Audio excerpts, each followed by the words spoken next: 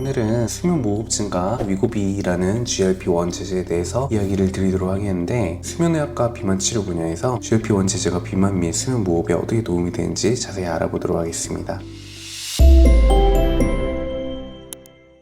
GLP-1 제제에 대해서 이야기를 드리겠는데, GLP-1 제제는 글루카곤 라이크 펩타이드 1이라고 불리고, 인체의 장에서 자연스럽게 생성되는 호르몬으로 식욕의 억제, 포만감의 증가, 혈당의 조절, 위 배출 속도 지연 등의 중요한 역할을 합니다. 식욕 억제는 뇌에서 음식 섭취를 조절하는 시스템에 영향을 줘서 폭식을 줄이고 가식 습관으로부터 벗어나도록 돕게 됩니다. 혈당 조절은 인슐린 분비를 촉진하고 글루카곤이라고 불리는 혈당을 올리는 호르몬의 분비를 억제해서 혈당 스파이크를 방지하는 역할을 하게 됩니다. 기존에는 주로 제2형 당뇨병 환자를 위해 개발됐지만, 최근에는 비만 치료제로서도 각광받고 있고, 이번에는 수면무호흡증 개선 효과까지 보고되어 관심을 끌고 있습니다. GLP-1 제제가 작용하는 방식은 다음과 같은데, 먼저 식욕 및 포만감의 조절입니다. 뇌에서 음식 섭취에 대한 보상 시스템을 조절함으로써 과도한 식욕 및 탄수화물 섭취 욕구를 줄여줍니다. 그리고 위 배출 지연입니다. 음식물이 위에서 장으로 이동하는 속도를 느리게 만들어서 소량의 식사로도 오랜 시간 포만감을 유지하게 도와줍니다. 다음은 인슐린 분비 촉진입니다. 혈당이 오르면 췌장에서 인슐린을 더 많이 분비하도록 유도해서 혈당을 정상 범위 내에서 안정적으로 유지할 수 있게 합니다. 그리고 글루카곤의 분비 억제입니다. 공복 시에는 지나치게 혈당이 높아지지 않도록 조절하게 됩니다. 이런 기전들을 통해 GLP-1 제제는 체중 감량 및 혈당 관리에 효과적이고, 나아가서 비만과 관련된 여러 질환인 수면무호흡증 포함한 이런 것들의 위험을 낮추는데 기여할 수가 있습니다. 비만과 수면무호흡증 GLP-1 제제 간의 지적인 상관관계에 대해서 이야기를 드리겠는데, 비만은 목 주변 조직에 지방이 축적돼서 기도가 쉽게 좁아지는 원인이 되며, 이는 수면무호흡증을 악화시키게 됩니다. 반대로 이런 수면무호흡증을 통해서 수면의 질이 떨어지고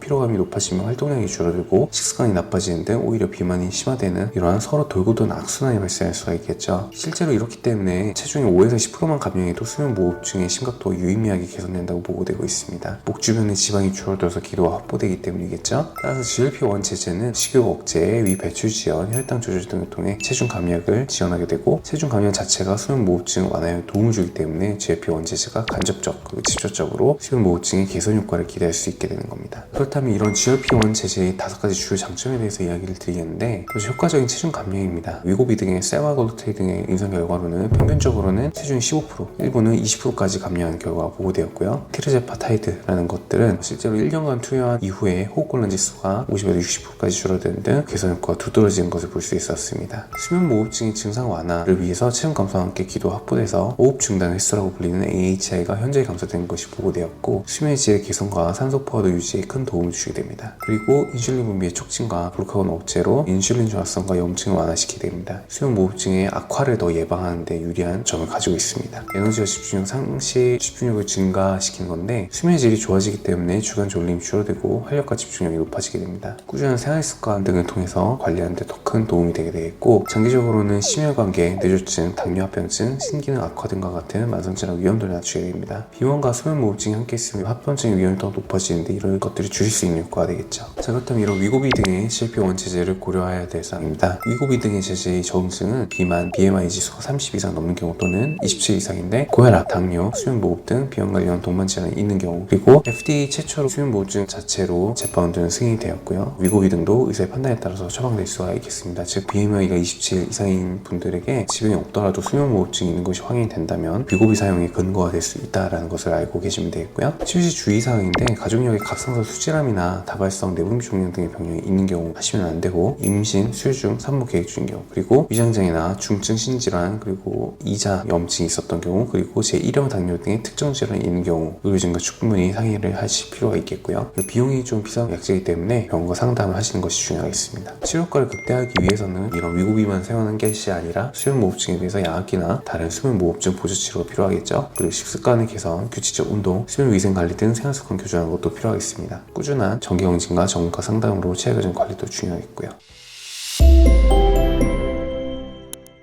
자, 결론 및 권장사항입니다. 비만과 밀접한 관련이 있는 수면무호흡증은 단순히 코골이를 넘어서 다양한 합병증을 만드는 심각한 질환이라고 보시면 되겠습니다. 하지만 최근에 이제 FDA 승인을 받은 GLP-1 계열 주사제와 같은 치료 옵션이 늘어나면서 단순한 호흡 보조인 약이나 수술과는 달리 비만 그 자체를 개선해서 수면무호흡증을 개선시키는 새로운 길이 열렸다라고 보시면 되겠습니다. 이 GLP-1 제제 사용 여부는 환자 개개인의 건강상태, 기저질환, 가족력 등을 종합적으로 검토해서 결정하게 됩니다. 따라서 비만이나 수면무호흡 등이 함께 있는 분들은 반드시 전문의와의 상담을 통해 안전하고 효과적인 치료 방향을 잡아가시기 바랍니다.